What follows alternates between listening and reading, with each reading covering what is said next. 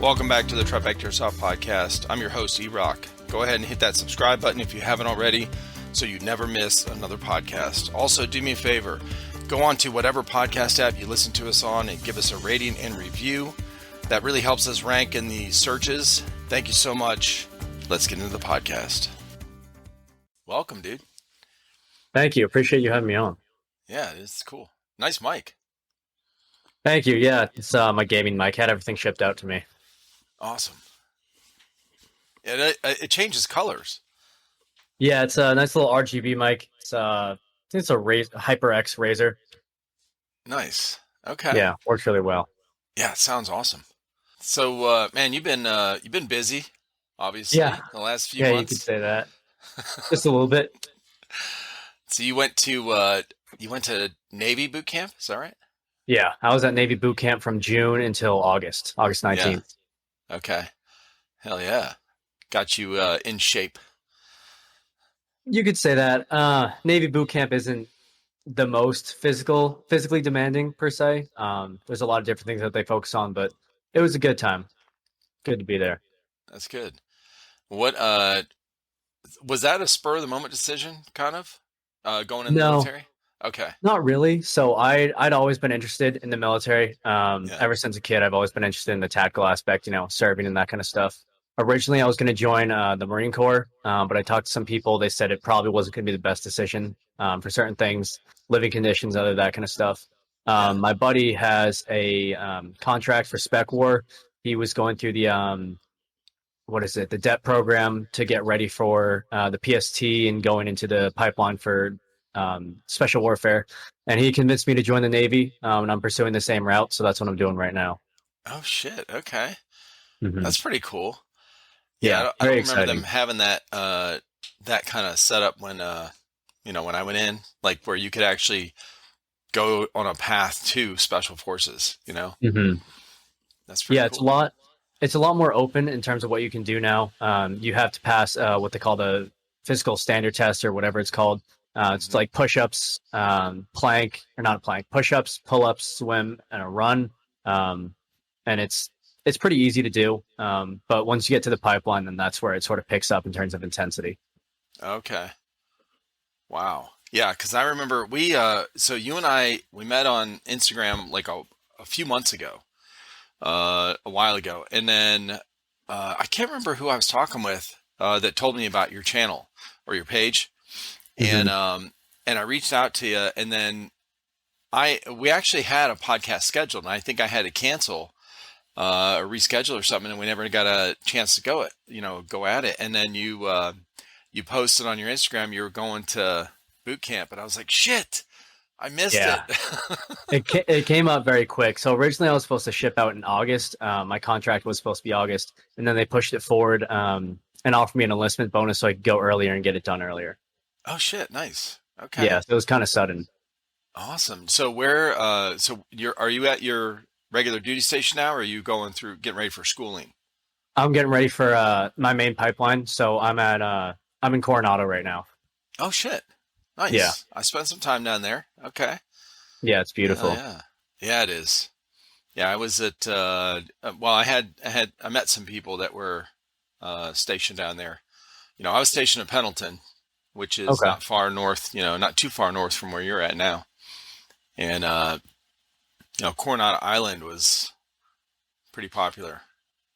Yeah, it's an amazing base. There are some of the Force Recon guys out here training as well. Gotcha. Yeah, man.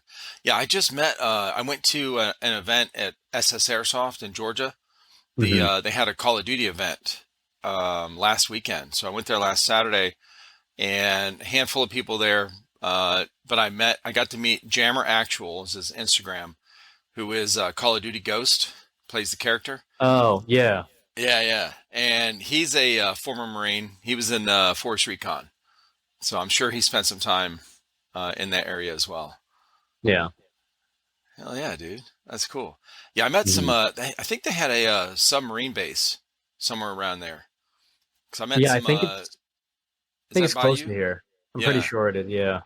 I met this crazy ass motherfucker. He was a submariner in the Navy and just nuts, man. I mean, fun to hang out with. Hmm. We always heard these stories about these guys on the subs because they spent so much time, in those close quarters underwater, months at a time, on a nuclear sub. And yeah, he was crazy ass dude. That's how I find out about, spending time down in the area. Hmm. Yeah, Okay. it's amazing down here. I love it. How long you been there now? So I've been here since August 20th. We've just been getting ready for our main training stuff. So right now I'm in like the prep phase, they call it. So it's a lot of physical stuff, running, swimming, and all that. Oh, okay. Damn, hell yeah. Be in Yeah, good shape in the next couple months for sure. Like definitely. it, I saw your Instagram and some of your gameplay stuff before, and it looked like you were in pretty good shape. So you were probably set up pretty well for going into boot camp anyway. Yeah, I was in decent shape. I used to play a lot of sports. I did lacrosse, rowing, that kind of stuff in college. Grew up playing, doing high school track and cross country. Oh So I'm kind shit. of used to the physical aspect stuff. Right. Yeah, I remember I was talking with somebody, this girl, probably like 6 months ago. I was at work and I had a Marine Corps hat on, and she says, "Oh, I just enlisted to the Marines." And she goes, "Do you have any tips?" And I said, "Start running now." Hmm. Definitely. Just start running. She's like, "Oh, I'm all right." And she looked like she was in pretty good shape. She was cross country in high school. So I said, "Okay, well, because that's usually the biggest part that guys get really far behind, I guess, where they feel it in boot Hmm. camp is the running shit. Because you could do the obstacle course and the pull ups, and you can build up to that stuff. But the running, man, that's usually what gets people. 100%. And running on cement or tar is so much different than soft sand. Once you get on that soft sand with those boots, it's a whole different ball game. Oh, it's like you're taking half steps. You're trying to take full strides, but your feet are sliding in the soft sand. Yeah, for sure. It's a big change. Yeah. When my wife and I first got married, I was still in. I had 2 years left, and like I said, I was at Pendleton and for my last duty station. So we would go. I would take her running. I'm like, "Hey, I'm going to go running." She's like, "Oh, I'll go." I said, "Okay." Well, I'm running on the beach, and she's like, "All right, that's fine." So we would run by Camp Delmar, which is a part of Camp Pendleton, and she was thinking we're gonna run in the sand that's like The where the hard waves pack. come up. Yeah, the hard pack. Hmm. I'm like, I don't run down there. So she's like, oh my God, this is fucking horrible. I mean, Yeah. she hated it. She's like, I don't want to go with you anymore. I said, okay. Yeah, people have no idea. They see the hard pack stuff and like, all right, that's fine. But once you get over to the other side, it's a whole different thing. Oh, I tell you, man. Yeah, for sure. Yeah, that's cool, man. So, when you grew up, where are you originally from, and how did you get into airsoft? So my airsoft journey is kind of like late per se. So I grew up in Massachusetts. I was adopted by my parents around like a year or so from South Korea. And I moved to Massachusetts. Obviously, I've been in there my whole life. My parents were always kind of like strict on the kind of gun stuff. They're not really too keen on firearms and all that. So it took me like I didn't start playing airsoft until I was around 18. But growing up, I would always watch airsoft YouTubers, obviously the common ones, Jet Desert Fox, Dutch the Hooligan, that kind of stuff. Um, and then I also watch Real Steel guys, Garand Thumb, T-Rex Arms, the Oh classic yeah. shooters, Milspec Mojo. So I kind of had a basic knowledge for firearms and how they work. And once I started playing airsoft, my buddy actually gave me his old stuff because he tried it out, he didn't like it. So I had a Mm. decent starter to say. I had a combat machine, nice little Oh, helmet nice. and vest to get started. I just Hmm. started playing more and more. And then growing up, I also took a lot of photos. I did social media stuff. I took photos for high school sports and that kind of stuff. So Oh shit. I kind of Okay.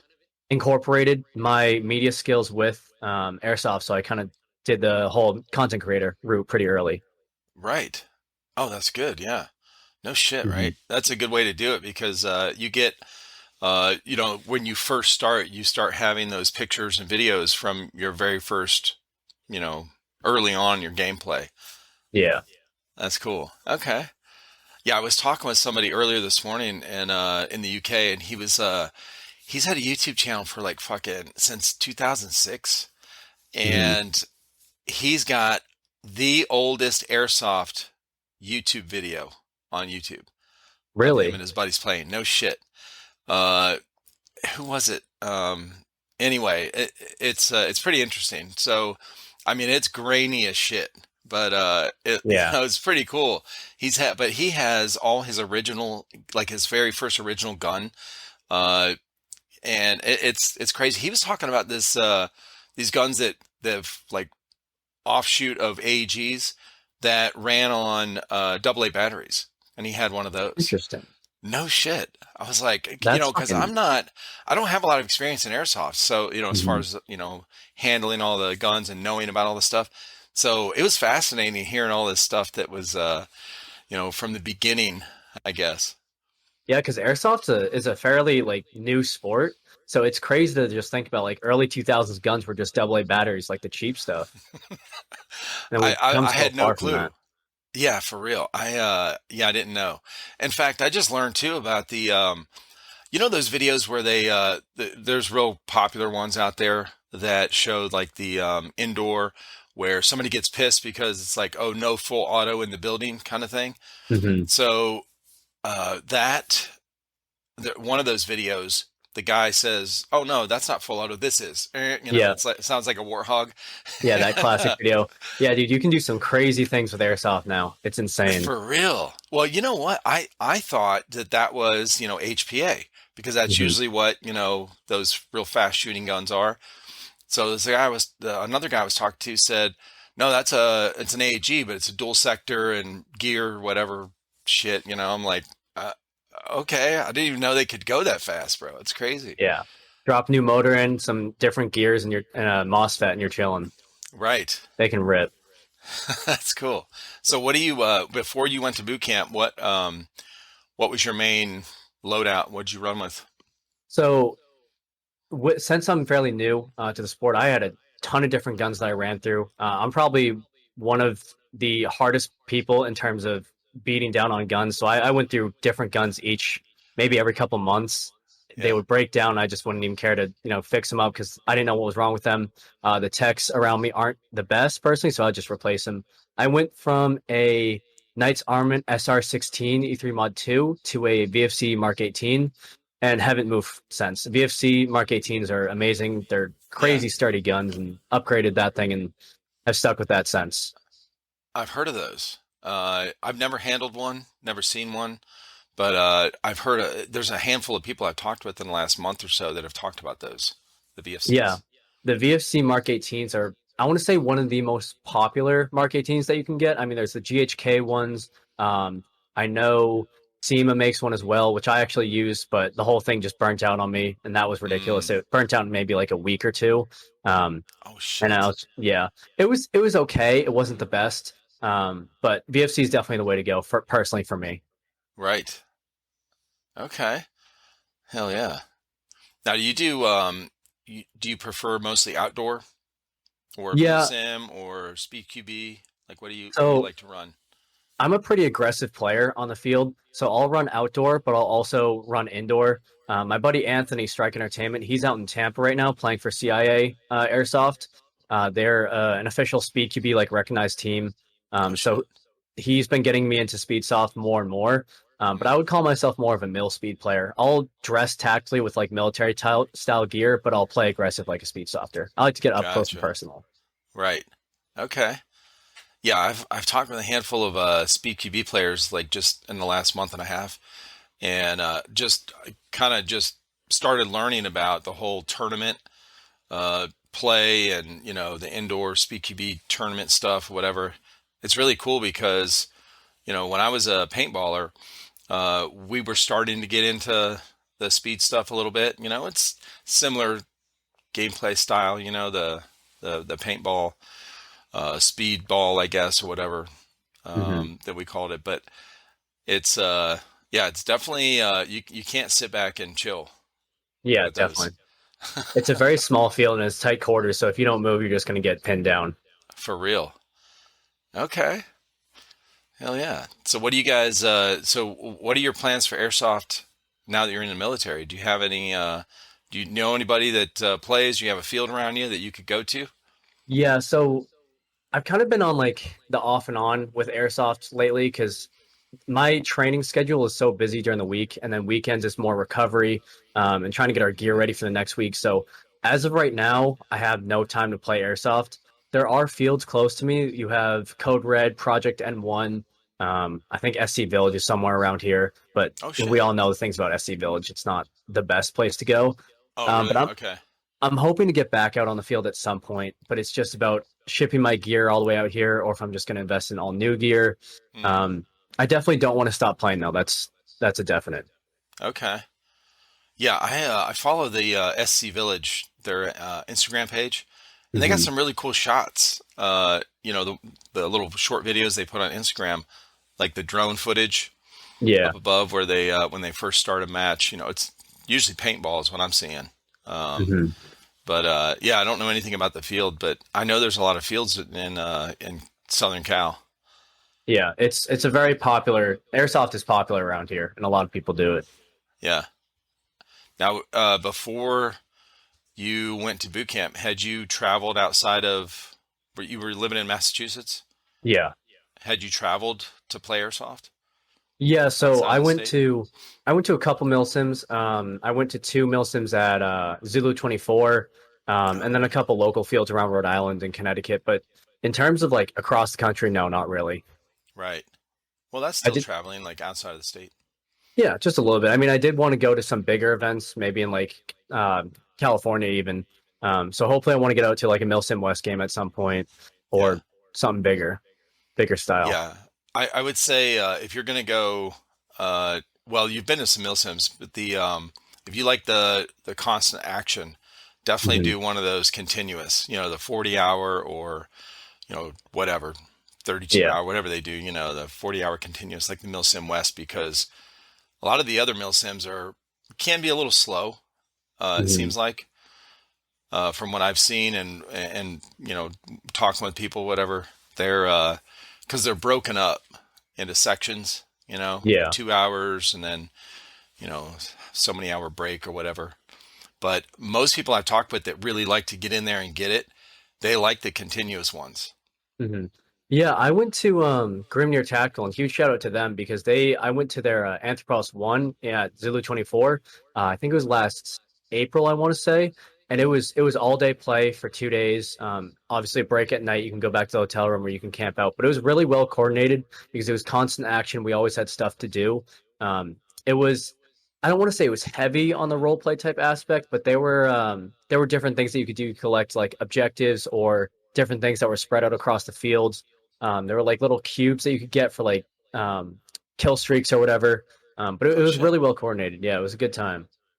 Yeah, there's a handful of people I've talked with, talked about Grimnir events, and I'm actually on their Discord, so I see a lot of their posts for different events coming up, and uh, they, I've heard that they have some pretty cool like objectives and tech, like the apps on your phone and the different things to take over objectives. You can kind of see where your teammates are and shit like that. They're trying to incorporate all these this new technology, new apps to track all that shit while you're playing, during the event to make it more, I guess, immersive. Yeah, Doc does a really he runs the Grimnir events. He does a really good job. Who was it? Matty Mo from Mobo's Airsoft. I know you Yeah. talked to him a while ago. Yeah, I'm close to him. I've known him for a bit. He Oh, talked okay. about how they bought what is it? It was like Tesla's like Wi-Fi like satellite thing, and Yeah. you could track like different players Starlink. on the field. Yeah, Starlink, and you could Oh, like put down lines of like objectives and track where all your guys are. So that was a really cool thing that I saw. And I think yeah. they're doing a really good job in terms of the Milsim game, trying to incorporate different things. Okay.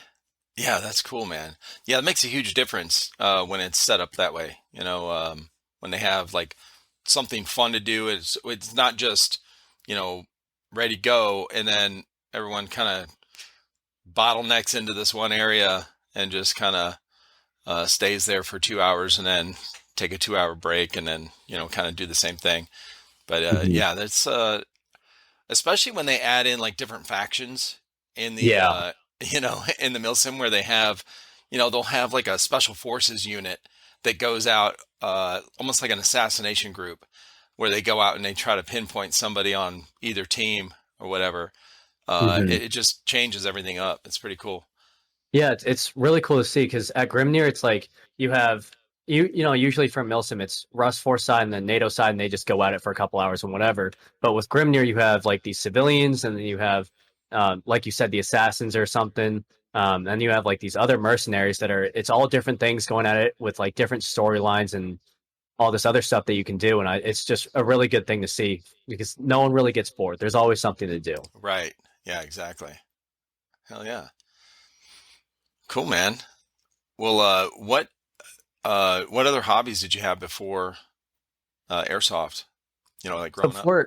before Airsoft, I'm sure you saw with my Discord when you messaged me, it said Callsign Rice Gaming. I do a lot Yes. of content creation for gaming stuff. I play like 5M, which is like GTA, like servers and that kind of stuff. Um, and then I also play like Squad, and it's just a lot of PC gaming. Mm, Um, and then I did a lot of photography and videography while I was at school. I was yeah. studying what was it, communications and marketing. So I would go out and take photos and like do like short films with the school, film their sports teams. But that kind of fell off as I got like kind of less interested in it. And I was Hmm. rowing at Fairfield University, so I did sports. That was basically it. I mean, a lot of my schedule was kind of filled up before the military. It was really filled up by working out and getting ready for the season for rowing. Right. Yeah, for sure. Yeah, that's a different kind of sport. Like that's not a it's not a, mainstream kind of common, not a lot of Hmm. people go out for it, right? The rowing thing. Yeah, it's So very what East Coast based. right. Yeah. All those Ivy League schools, Hmm. right? They have a Yeah, long history and heritage and tradition for rowing teams. definitely. When you were on the rowing team, do they teach you all that stuff, like the history and the tradition of that particular team or from that school? Not really. So when you go to college and you're rowing at a like a division level, like a D1 level, they kind of expect that you know like all the stuff about rowing. Mm, And it's not it's a weird comparison, but it's not like the military where you have to like know the tradition and the history and stuff. It's kind of just like it's a sport. It's like he's like if you think about like playing lacrosse or whatever, like you're not going to go when the coach is going to be like, okay, this is where lacrosse like originated from. It's kind of just like, all right, gotcha. know the sport and be good at it. Okay. It's Okay. more about the physical stuff. I guess I'm going from because I don't know anything about it. Hmm. As far as that sport in college, and I guess I'm going from some of these shows or movies a while ago that I've seen where they kind of talk about that in the movie or whatever about these the traditions of the school with the rowing team and stuff like that. Well, how did you get? Was that something you were interested in before with the rowing thing? Honestly, not really. So when I was at school in I think it was sophomore year, I was playing lacrosse, but I kind of got burnt out of it. And it just wasn't really my thing. I was pretty good at it. I wasn't the best, but I was on the varsity team at St. Andrews in Rhode Island at a boarding school. Then I transferred to public school back in my hometown in Massachusetts. And I got tired of lacrosse, but I needed to find something to sort of take my mind off things and just like stay out of trouble. So my parents were like, all right, look for another sport to do during the spring, and that just start doing it. So I looked into all the other sports that were offered during the spring. I didn't want to do like golf or any of that stupid stuff. I saw rowing. One of my buddies was on the rowing team, so I tried it out, and I actually started, getting into it. I was in shape. I was a fairly strong guy from playing lacrosse. Yeah. So I just got into it, and I kept on going. And I enjoyed it a lot, so I went to college to do it. Okay. Yeah, that's how many people are on a team, I guess, or in a boat? You call it Yeah. a boat? Yeah, it's a boat. I don't know any of the terminology. Okay. Some people call it shells. Most people just call it a boat. No one Uh, sophisticates it like that. Okay. But there's a boat of four guys, or there's a boat of eight. At the college level, you row more eights than you do fours. Mm, But in terms of a team, you're gonna have around anywhere from like 24 to like 32 guys. gotcha. But it depends on the size of the school and how many boats that they have available. Gotcha. Okay.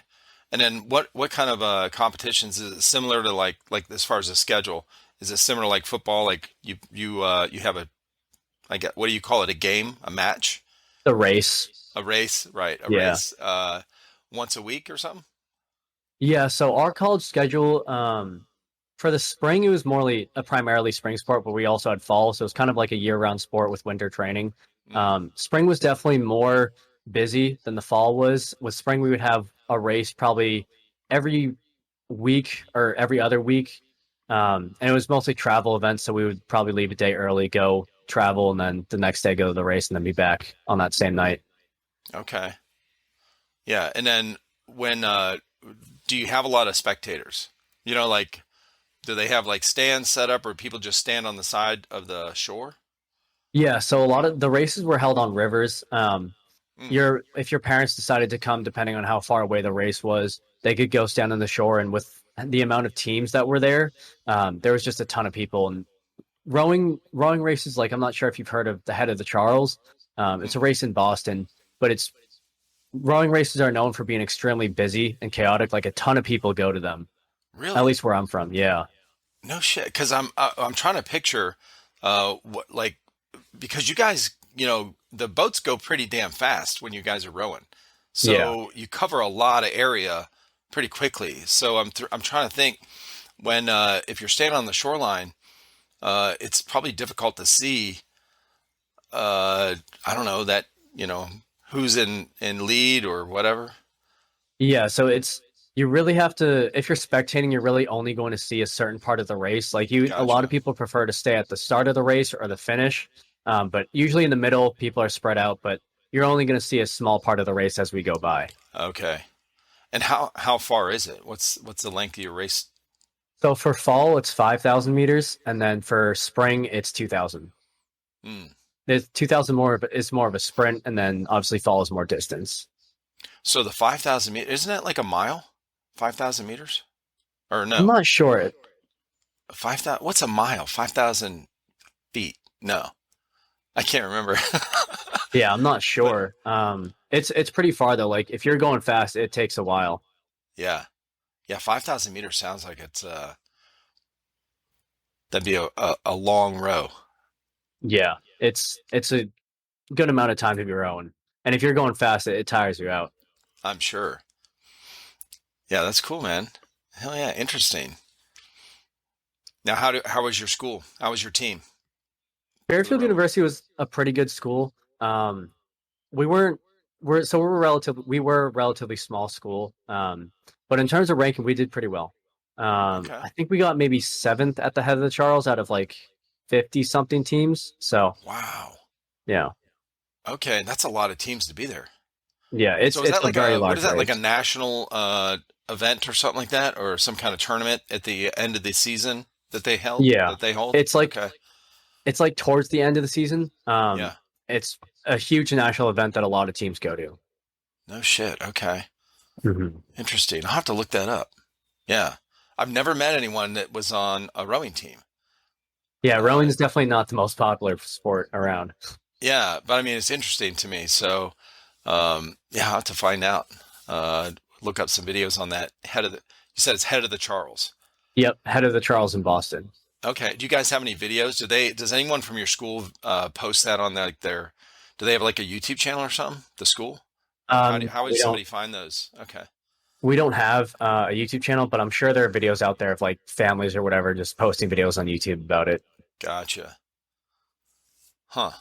It seems like something the schools would do, like to promote, like, well, you studied marketing to Hmm. kind of promote, all the different facets of their school, like the rowing thing or, because you weren't interested in rowing, but Hmm. you found out about it from somebody else. So if they put it out there on like their own YouTube channel or, the school YouTube channel or something, it'd be cool. Yes, a lot of the media was kind of focused on the larger sports like football or soccer, Right. that kind of stuff. So it's kind of hard, especially with the amount of traveling that we do compared to the other teams. It's hard Mm. to get someone out there to film or even take pictures of the events that we do. Oh, okay. Right. Okay. Cool, man. So you guys, you're heading out tonight. Go out with your buddies and party on the town. Yeah, it's our first weekend off base because with this prep program, we have the Oh shit. first 2 weeks is, we have to stay on base and kind of get acclimated, and now we can finally go out into town and do stuff. Oh shit. Y'all are fucked. Yeah, we're gonna stay out of trouble, but We'll yeah, see. We all definitely. said that too. Yeah, once you get out there, it's a whole different thing. Oh, for sure, man.